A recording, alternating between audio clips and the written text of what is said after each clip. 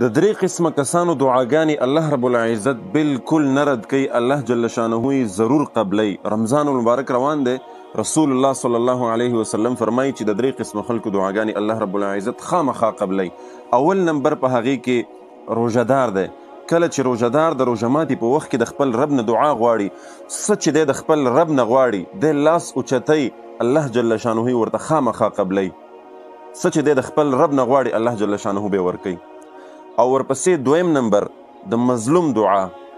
مظلوم چې کله لاس اوچت کی الله جل شانه د هغه دعا قبلی. او دریم نمبر عادل بادشاه.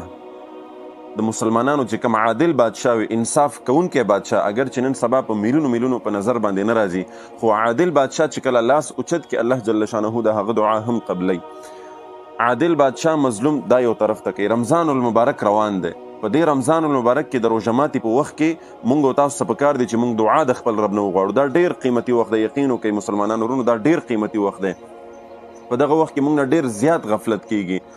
اکثر خلک چې دی د هغې دا عادت جوړ شوي چې کله روژه ماتي ته وخت قریب شي دوی به ځان مصروف کی په گیمز کې، په موبایل، فیسبوک، ټیک ټاک، سوشل میډیا، یا چرته لوبه کې، یا چرته بهر وځي په چکر باندې چې ټایم بالکل قریب شي، منټ دو پاتې شي بیا به راشي. داسې نه ده پکار. تاسو ته پکار دی چې کله روژه ماتي ته 10-15 منټ پاتې شي، 20 منټ پاتې شي، په دسترخوان باندې کښېنه او لاس اوچت که د خپل رب نه دعاګانې غواړه. دا وخت ډېر زر تېرېدونکی دی. دا دېرش ورځې دي، تقریبا 13 روژې دي.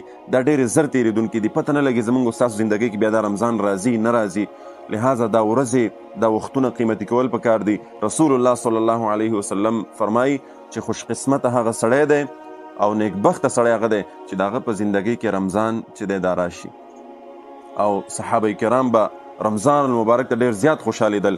د کم صحابي په زندګۍ کې به چې رمضان المبارک راغی به انتهایی زیات خوشحاله و.